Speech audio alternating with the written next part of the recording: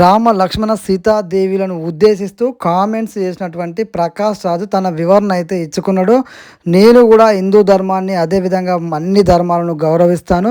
కొంతమంది రాజకీయ స్వార్థం కోసం వాళ్ళు రాజకీయంగా పబ్బం గలుపుకోవడం కోసం మాత్రమే హిందూ ధర్మాన్ని వాడుకుంటున్నారు.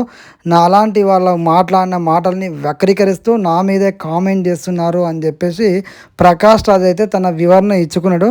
ఆయన మాటల్లోనే వినండి. మీరు విన్న తర్వాత మీ విలువైన కామెంట్ అయితే తెలియజేయండి. అందరికీ నమస్కారం. ఒక లిటరీ ఫెస్టివల్లో ఆర్ట్ అండ్ ఇట్స్ రెసిలియన్స్ అనే ఒక విషయం మీద నేను చేసిన ప్రసంగం, ఒక సంవాదం.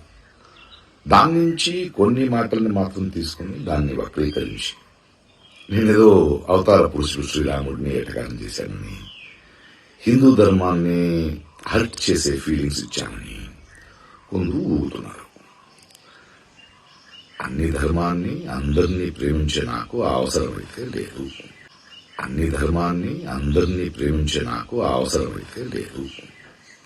కానీ ధర్మాన్ని మతోన్మాదంతో అడ్డుపెట్టుకుని అసహ్యమైన రాజకీయం చేస్తున్న వాళ్ళని నేను అడిగే ప్రశ్నలకి సమాధానం ఇవ్వలేక కొందరు నన్ను యాంటీ హిందూ ధర్మ విరోధి అని బింబించడానికి ప్రయత్నిస్తున్నారు.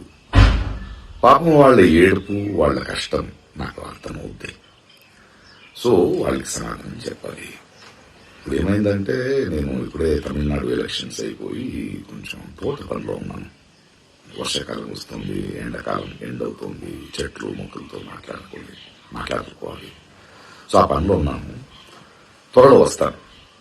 అప్పటిదాకా మీరు మీ పనులు చూసుకుంటారా, లేదా ఇలాగే వాగుతుంటారా, ఊగుతుంటారా, మీ డిసిషన్.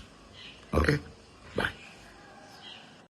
ఇన్ని మాట్లాడిన ప్రకాష్ రాజ్ రామ లక్ష్మణ సీతాదేవులను కూలీలుగా వర్ణించిండు ఆయన మాటలల్లో. అదేవిధంగా రావణాసురుని ఒక యజమాని లెక్క వర్ణించిండు. ఉత్తర భారతదేశం నుంచి దక్షిణ భారతదేశానికి వలస వచ్చిన కూలీలాగా రామ లక్ష్మణ సీతాదేవులను వర్ణించిండు.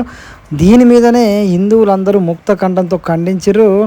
అయినా సరే ప్రకాష్ రాజ్ మాత్రం తన మాటల్ని తను కవర్ చేసుకుంటున్నాడు తప్ప హిందువుల మనోభావాలను లెక్క చేయకుండా మాట్లాడి పైగా హిందూ ధర్మాన్నే క్వశ్చన్ చేస్తుండంటే అర్థం చేసుకోవచ్చు. ప్రకాష్ రాజ్ మాత్రం క్షమాపణ చెప్పలేదు.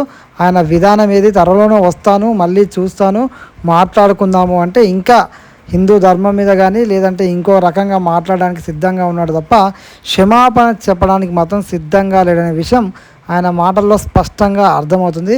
మీ అభిప్రాయాన్ని కూడా కామెంట్లో అయితే తెలియజేయండి. జై హింద్.